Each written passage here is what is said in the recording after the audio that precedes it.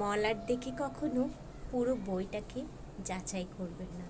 সুন্দর একটা মলাট দেখে যেমন আপনি বলতে পারবেন না বইটা ঠিক কতটা সুন্দর, তেমনি মলাটটি সুন্দর না হলে যে বইটা খারাপ এমনটা না। যাই হোক, এটা একটা কথার কথা। আসল কথায় আসি, একটা গল্প শোনাই আপনাদেরকে। একবার একটা ট্রেনে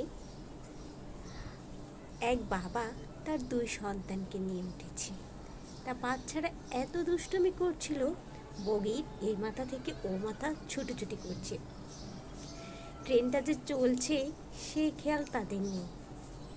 বগিতে তো আর শুধু তারা না, রয়েছে আরও অনেক মানুষ। খুব স্বাভাবিক, বাচ্চাদের এত কথা, চিল্লাচিল্লি, দুষ্টুমিতে সবাই বিরক্ত হয়।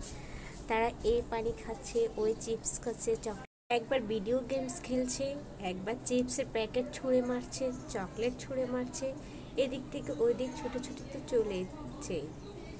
এটা দেখে সবাই বিরক্ত, কেননা সবাই জার্নি করছে। না কেউ ঘুমাতে পারছে তাদের জন্য, না কেউ শান্তি মতো একটু বসতে পারছে। এভাবে চলতে লাগলো 1 ঘন্টা। আরও বেশ কিছু সময় পরে একজন যাত্রী ওর বাবাকে বলল, কিছু মনে করবেন না ভাই, চলন্ত ট্রেনে আপনার বাচ্চারা এত দুষ্টুমি করছে, যে কোনো সময় তো বিপদ ঘটতে পারে। আর কম বেশি আমরা সবাই খুব বিরক্ত হচ্ছি, যেহেতু দূরের পথে যাচ্ছি, আমরা সবাই একটু আরামে যাব বলে ট্রেনে যাচ্ছি। আপনি তো ওদেরকে এখনো পর্যন্ত কিছু বললেন না, ওরা তো পড়ে যেতে পারে, আর যেভাবে এটা সেটা ছুটোছুটি করছে আমরা খুবই বিরক্ত হচ্ছি। তখন বাচ্চাদের বাবা বলল, আসলে গতকালকে ওর মা মারা গিয়েছে, আমরা ওর মাকে আনতে যাচ্ছি। এই কথাটা শুনে পুরো ট্রেনে সবাই স্তব্ধ হয়ে গেল।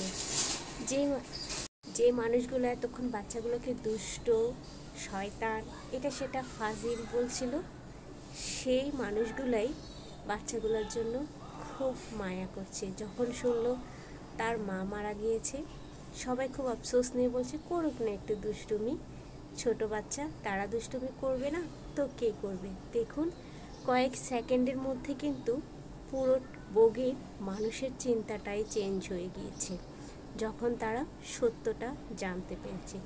ঠিক তেমনি আমাদের জীবনেও এমন ঘটনা ঘটতে পারে।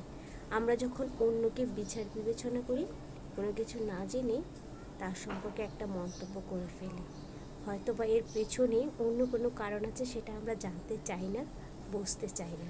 তাই কারো সম্পর্কে একটা কথা শুনলে নাচানাচি শুরু করবেন না, লাফালাফি শুরু করবেন না। আগে পুরো ঘটনাটা বিস্তারিত জানুন, বুঝুন, তারপর আপনার মতামত দিবেন। ভিডিওটা কেমন লেগেছে কমেন্ট করে জানাতে কিন্তু ভুলবেন না। আপনার সুন্দর একটা মতামত পেলে আমার অনেক ভালো লাগে। আজকের মতো বিদায় নিয়ে নিয়েছি, সবাই ভালো থাকবেন। আসসালামু আলাইকুম, আল্লাহ হাফেজ।